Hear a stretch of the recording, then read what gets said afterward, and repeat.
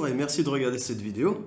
C'est un voyage philosophique et scientifique que je vous propose maintenant et qui est aussi une élaboration d'une nouvelle théorie de l'émergence que j'ai écrite dans un livre que j'ai tout simplement appelé Émergence. Nous allons donc élaborer une théorie nouvelle. Dans cette théorie, nous opposons les deux mondes platoniciens, celui qui est le monde intelligible et celui qui est le monde sensible. Alors, comme nous sommes dans l'élaboration d'une théorie nouvelle, nous allons l'expliquer via un diagramme. Alors, la question se pose de savoir comment positionner ces deux mondes. Doit-on les positionner face à face avec un monde intelligible qui sera à droite et un monde sensible qui serait à gauche? Ou doit-on les positionner avec un monde qui est en haut et un monde qui est en bas? Alors comme on a souvent associé la dualité platonicienne aux théories judéo-chrétiennes, dans laquelle l'association se fait de la manière suivante, avec le monde intelligible en haut, car il est associé au monde divin, au monde du paradis, au monde du là-haut. Alors que le monde sensible est plutôt associé à l'ici-bas. Parce que ici-bas, sur Terre donc, c'est ici qu'on ressent, par exemple, la douleur. Le monde sensible est le monde de la douleur. Mais le monde sensible est aussi le monde des plaisirs. Alors, par exemple, on va taper directement dans le plat, on dirait que le monde sensible est celui des plaisirs et par exemple celui des orgies sexuelles. Alors là-haut, dans le monde intelligible, on peut regarder le monde sensible. Et on peut le regarder en disant, tiens, ces petits terriens, ils ressentent la douleur. Ces pauvres petits terriens, ils sont malheureux. Parce que dans le monde sensible, on ressent la douleur. Mais aussi, ces petits terriens, quand ils ressentent le plaisir, via les orgies sexuelles, alors ce n'est pas la douleur, c'est le plaisir, mais ces plaisirs sont des vices. Ils ne sont pas bons, ces petits terriens, quand ils font des orgies sexuelles. D'ailleurs, les orgies sexuelles sont plutôt des images qu'on associe à l'enfer. C'est pour ça qu'on mettra le monde sensible en bas, car il se rapproche de l'enfer. Alors que le monde intelligible de là-haut est parfait, et il n'est pas vicieux. En plus de ça, il ne ressent pas la douleur. Donc il est là-haut, il est intelligible. On va directement passer de cette dualité platonicienne à une dualité cartésienne. Alors le monde intelligible correspondra au monde cartésien de l'esprit. Alors la dualité cartésienne est bien sûr ce qui oppose le corps à l'esprit.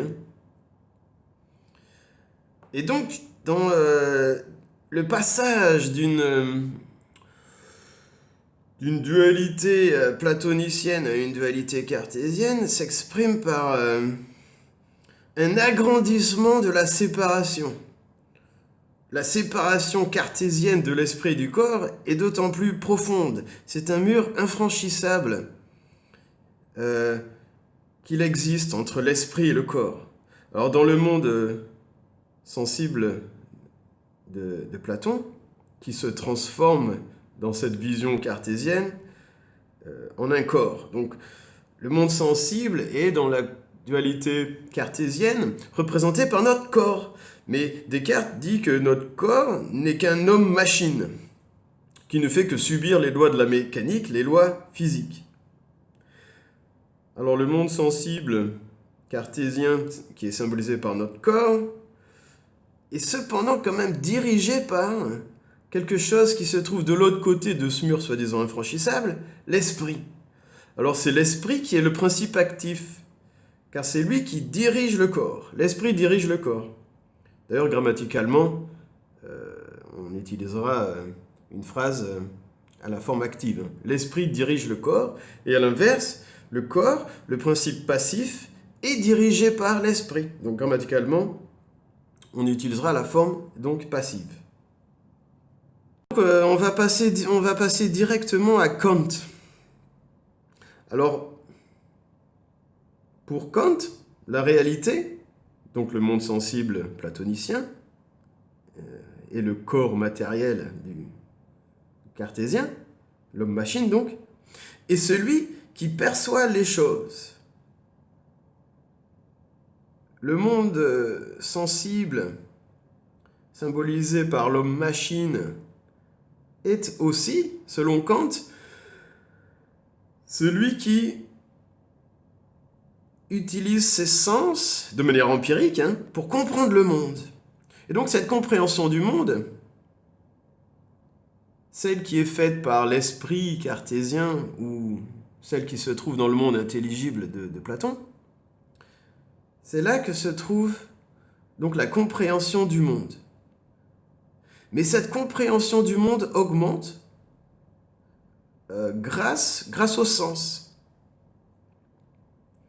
L'esprit regarde le monde en analysant ses principes causaux.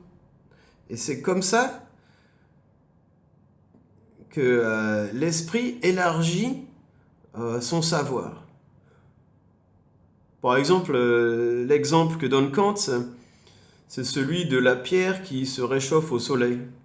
Donc, par principe de causalité, la pierre est chaude car elle est le résultat de l'action du soleil sur celle-ci, sur la pierre.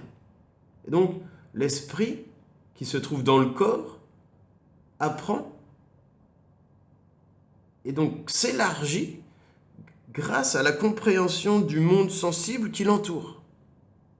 Nous en arrivons au principe de l'émergence. L'idée de l'émergence est de dire qu'il y a deux mondes. Alors par exemple, philosophiquement, on a vu que Platon opposait le monde sensible au monde intelligible, que Descartes opposait donc l'esprit au corps, Kant lui disait que la vérité du monde, cette chose en soi, était en fait imperceptible, incompréhensible en réalité de l'homme qui est limité par sa condition. On pourrait symboliser l'émergence de la conscience par un carré. Et tout ce qu'il y a au-delà de ce carré est inconnu.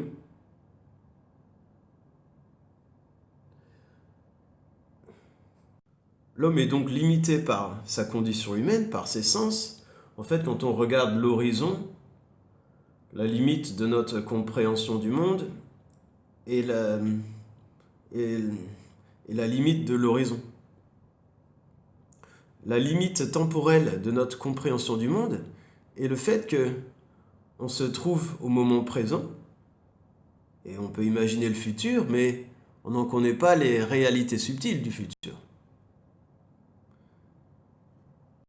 Comme on l'a vu, l'émergence, pour qu'il y ait émergence, il faut qu'il y ait deux mondes.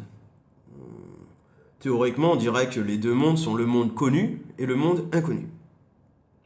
Mais une autre manière de représenter cette émergence est de nous placer, nous,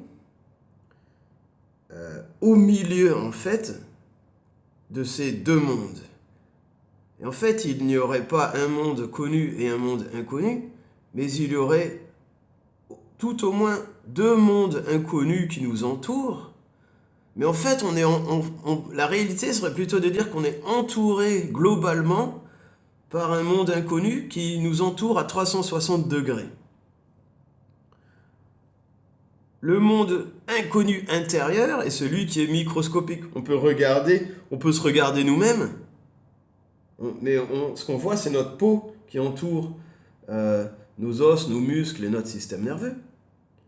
Mais en fait, notre savoir est limité par la peau qui entoure la réalité intrinsèque, la chose en soi de notre corps humain. Et donc, fait, quand on ne regarde plus la peau qui entoure notre corps, on peut regarder autour de nous, et en fait, on comprendra que, enfin, on sait que notre réalité, que la compréhension de notre réalité est limitée par les limites de notre vision, par ce qu'on pourrait appeler l'horizon, mais aussi par cette limite temporelle dans laquelle on ne peut pas voir ce qu'il y a au-delà de notre présent. C'est-à-dire qu'on ne sait pas ce qu'il y a dans le futur. Et donc l'homme, la conscience humaine, elle est entourée de plusieurs mondes inconnus. Un inconnu qui est plus petit, un inconnu qui est plus grand, un inconnu qui est l'après. On pourrait dire que la réalité connue de notre existence est une bulle qui reste dans son présent, mais un présent éternel, qui produit sans cesse du passé à fur et à mesure qu'il avance dans le présent, mais un passé qu'il oublie peu à peu.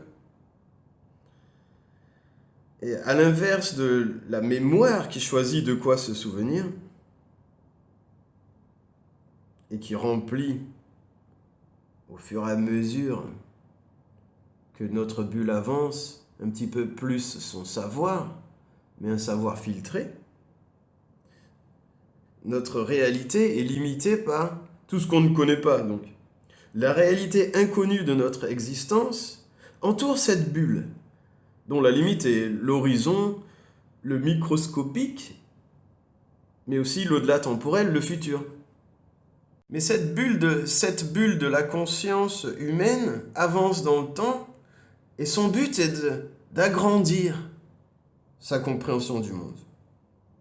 Donc notre but est en fait d'identifier des indices qui sortent du monde microscopique, ou au contraire d'utiliser des microscopes pour comprendre le monde, la réalité de la chose en soi, la réalité microscopique et quantique de la chose en soi, mais aussi d'utiliser des télescopes pour comprendre la réalité macroscopique, astronomique de notre univers. L'autre inconnu est le futur. Alors pour essayer de comprendre le futur, la chose qu'on peut faire, c'est d'analyser le passé, qui nous permettra de comprendre ce qui pourrait se passer dans le futur. Donc je viens de vous présenter les bases théoriques de cette notion d'émergence. Dans le livre, on verra plus en détail, on le verra plus en détail dans le livre.